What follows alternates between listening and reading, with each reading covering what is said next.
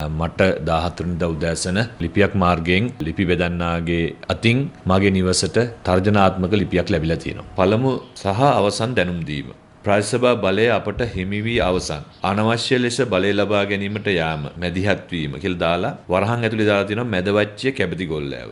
ආණ්ඩුව විවේචනය කර ප්‍රකාශ නිකුත් කිරීම වැනි කාර්යයන්හි නිරත වීමෙන් සිදුවන බිහිසුණු අතවරයන්ට මුහුණ දී අත්වන විනාශයට අපි වග නොකියමු. මෙම ලිපිය ප්‍රසිද්ධියට පත් කිරීම දරුණු විපාක අත්විඳීමට සිදුවේ. මරණය කියලා දාලා තියෙනවා. ඒකට අමතරව මේකේ ටී කියන සීල් එක විතරක් වැදිලා තියෙනවා. මේක අපි තැපල් කන්තෝරුවෙන් විමසා බලනකොට මුද්දරයක් නැතුව එන සෑම එකටම මේ ටී කියන සීල් එක ගහනවා. ඊට අමතරව මේක ලිපි බෙදන්නාගේ කවුළුව දක්වා ආපු ක්‍රමය පිළිබඳ අපිට සැකයක් තියෙන නිසා මේකේ වැදිය යුතු අනිකුත් සීල් මුද්‍රා ලැබිලා වැදිලා නැහැ. මුද්දරයක් නැහැ කියන එක සම්බන්ධ ගහන සීල් එක විතරක් ගහලා තියෙනවා. එතනින් එහාට ඩේ ස්ටෑම්ප් එක වැදිලා නැහැ. ඊට පස්සේ ලේඛනගතව ලිපි බෙදන්නාගේ කවුළුව දක්වා යාමට තියෙන එක ඕටෙක් කරගෙන ගිහිල්ලා ලිපි බෙදන්නාගේ කවුළුවට වැටලා තියෙනවා. ඒ නිසා මේකේ පිටිපස්සේ තැපැල් කන්තෝරුවේ සේවක මහත්මයෙකුත් යම්කිසි ප්‍රමාණයක දායකත්වයක් තියෙන්නට ඕනේ. නැතුව මේ ලිපිය මේ විදිහට තැපැල් මාර්ගයෙන් ලැබෙන්නට විදිහක් නැහැ කියන එක තමයි මට දැනගන්න තියෙන කාරණා. නිසා මේක උවමනාවෙන් කවන හෝ පාර්ශවයෙන් අපි දන්නේ නැහැ මේක මොන පාර්ශවයකින් මේක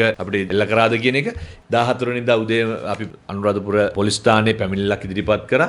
පොලිසිය පැමිණිල්ලේ පිටපත මම ලබාගෙන තියෙනවා.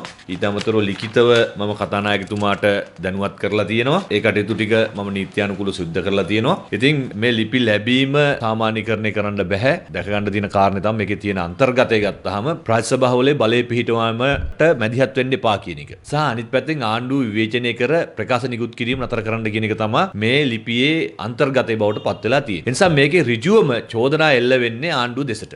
ආණ්ඩුවේ අපේක්ෂාවක් තමයි මේකේ සැඟවිලා තියෙන්නේ. නිසා අපි කියන්නේ ආණ්ඩුවෙන්ම මේක කරා කියන එක, ආණ්ඩුව නියෝජනය කරන පාර්ශවයකින් කරා කියන එක මට තහවුරු කිරීමේ හැකියාවක් නැහැ. නමුත් මේ ලිපියේ අන්තර්ගතය දෙස බලපුවාම ආණ්ඩුවේ අවශ්‍යතාවයක් තමයි හැඟෙන්නේ. නිසා ආණ්ඩුව මැදිහත් වී ශ්‍රී ලංකා පොලිසිය මේකේ සම්පූර්ණ රහස් පොලිසිය ඇතුළුව මෙහි පරීක්ෂණය කරලා මේකේ සාධාරණත්වය ඉෂ්ට කරලා දෙන්න කියන එක තමයි අපි කියන්නේ. විමල් රත්නායක මැතිතුමා පාර්ලිමේන්තුවේදී ගිය සභාවාරයේදී කියනවා අපි අනිවාර්යයෙන්ම සියලුම ප්‍රාදේශීය සභා බලය පිහිටවනවා කියලා. ඒ වගේ විශ්වාසනීය ප්‍රකාශයන් කරනවා අපි දැක්කා. ජනාධිපතිතුමාත් කියනවා අපි සියලුම සභාවල බලය පිහිටවනවා. ඉතින් අපිට සැකේ තියෙන්නේ මෙන්න මේ ආකාරයෙන්ද බලය පිහිටවන්නට යන්නේ.